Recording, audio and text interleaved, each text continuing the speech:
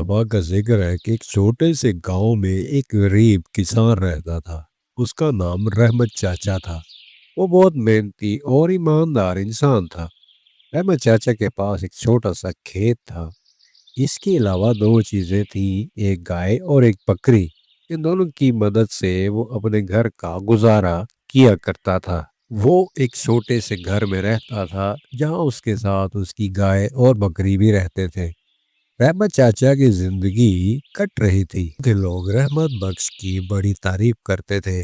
और करे में क्यों ना, रहमत बख्श गरीब होने के बावजूद दूसरों की मदद करता था।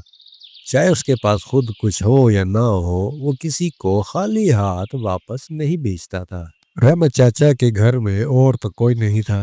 वो था उसकी गाय और उसकी बकरी थी। और यह फिर गांव वाले थे जो उसके साथ हमेशा उसके दुख सुख के साथी थे। रहमत चाचा गांव से थोड़ा बाहर नदी के किनारे रहता था। उसका घर और उसका खेत नदी के पास था, इसलिए वो दिन भर अपने खेत में काम करता था और शाम होते ही वो घर लौट आता, अपने लिए खाना बनाता, अपनी गाय और बकरी को चारा डालता और खाना खा कर आराम से सो जाता था। गांव वाले रहमत चाचा की मेहनत और लगन से बड़े मुतासिर थे, इसलिए वो अपने खेतों के ऊपर भी उससे पूछकर काम करते थे कि कैसे फसल के ऊपर काम करना चाहिए ताकि हमारी फसल भी अच्छी हो सके। सुबह मामूल के मुताबिक रहमत चाचा जागा और खेत पर काम करने चला गया। वो एक मामूल की सुबह थी जो हमेशा हुआ करती थी। रहमत चाचा अपने खेत पर पहुंचा और उसने बीज उठाकर फसल में बीज लगाना शुरू कर दिया। और यूं आधा दिन गुजर गया। शाम होने की थी तो रहमत चाचा ने आसमान की जानब नजर दौड़ाई तो उसे एक अजीब सा मंजर दिखा। इतने बड़े और गहरे बादल छाने वाले थे। वो बादल यूं लग रहे थे जैसे दरिया के दरिया पानी उनके अंदर समेटा हुआ हो। इससे काम खत्म करके रहमत चाचा घर आया और मामूल के मुताबिक खाना बनाकर खाया और अपनी बकरी और गाय को देखने चला गया।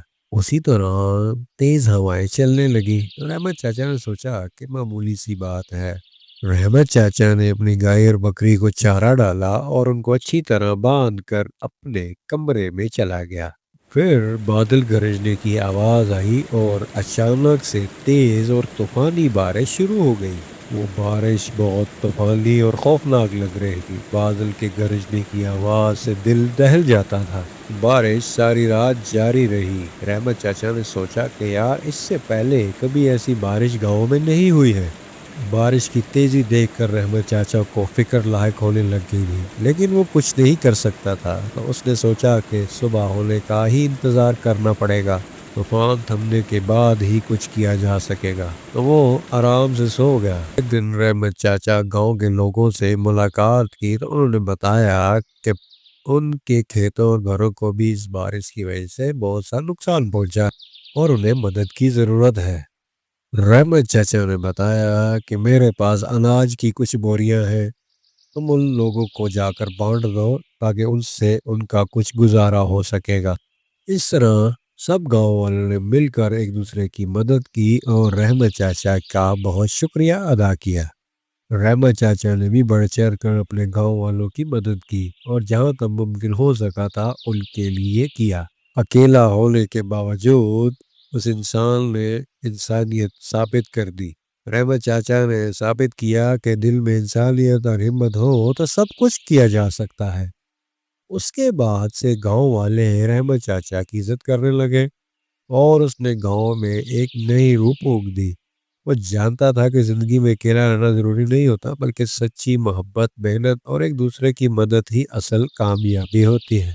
उन सब की मेहनत के बाद गांव एक बार फिर खुशहाली की राह पर गामजन हो गया।